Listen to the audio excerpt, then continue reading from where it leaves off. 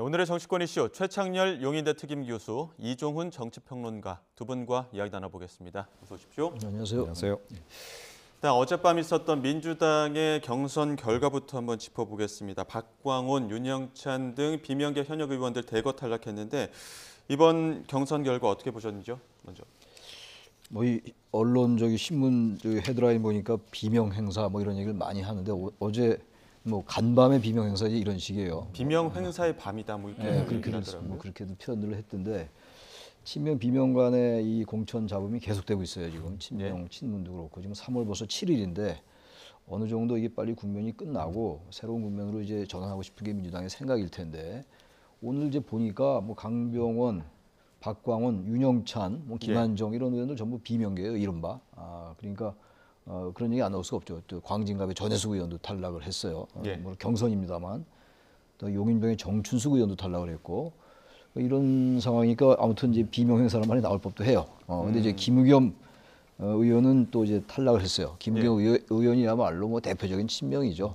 강성 지지자들이 있는 그런 정치인인데 이런 상황인데 아무튼 지금 국민의힘 얘기는 이따 나누겠습니다만 하여튼 민주당의 공천 잡음이 전 여기서 끝나지가 않을 것 같기도 해요. 비례대표 공천이 또 있잖아요.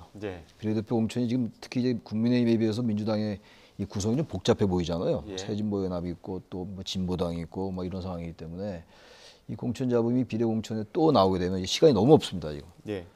대체로 이제 공천 국면을 빨리 마무리하고 국면을 바꾸고 이렇게 해야 되는 게 민주당의 생각일 텐데.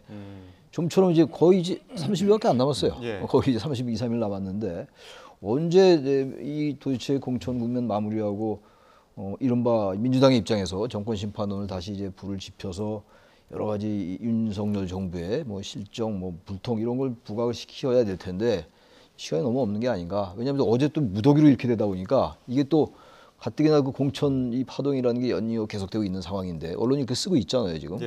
근데 또 한꺼번에 이렇게 또 이제 탈락을 하니까 7명 중에서 6명이 거의 다 탈락을 했단 말이에요 어제. 그러다 보니까 이게 충격이 좀 오래 갈 것 같아요. 특히 박광원 의원 같은 경우도 원내대표했던 분 아닙니까? 원내대표였는데 지난번에 이제 이재명 대표 체포동의안이 기각될 때 원내대표였단 말이에요. 그러다 보니까 이게 뭔가 그러한 것들이 반영된 거 아니냐라는 이제 추론들이 계속 나오고 있는 거거든요. 이 민주당이 어떻게 이 국면을 마무리할지 좀 지켜봐야 될 것 같습니다.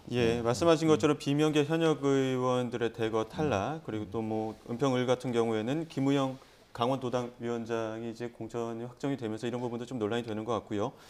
또 김의겸 의원은 친명이지만 사실은 당내에서는 찐명은 아니다 이런 평가들도 나오는 것 같더라고요. 네, 그런 부분도 있고요. 그다음에 아무리 친명이라 하더라도 지역구에서 격차가 이렇게 심하게 나면 어떻게 해줄 방법이 없는 거죠. 그런 경우에 해당한다. 그러니까 아무래도 이제 그 지역에서 활동한 그 시간이나 이런 것들이 좀 많이 부족했기 때문에 그런 것도 이제 중요하게 좀 전수로 작용했을 것 같고요.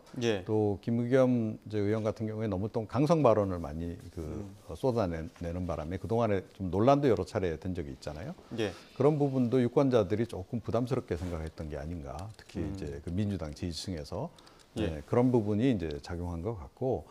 그런데 기본적으로 지금 친명 공천이 이제 쭉 진행될 수밖에 없게끔 제가 보기에는 시스템을 그렇게 설계를 한 거죠. 그런 시스템 공천을. 그래서 이제 다시 말하면 비명계만 속아내는 그런 이제 시스템 공천이 지금 계속 진행이 좀 되고 있는 거고 국민의힘도 그렇고 지금 민주당도 그렇고 결국은 개파 공천을 지금 하고 있는 거다 이렇게 봐야 됩니다.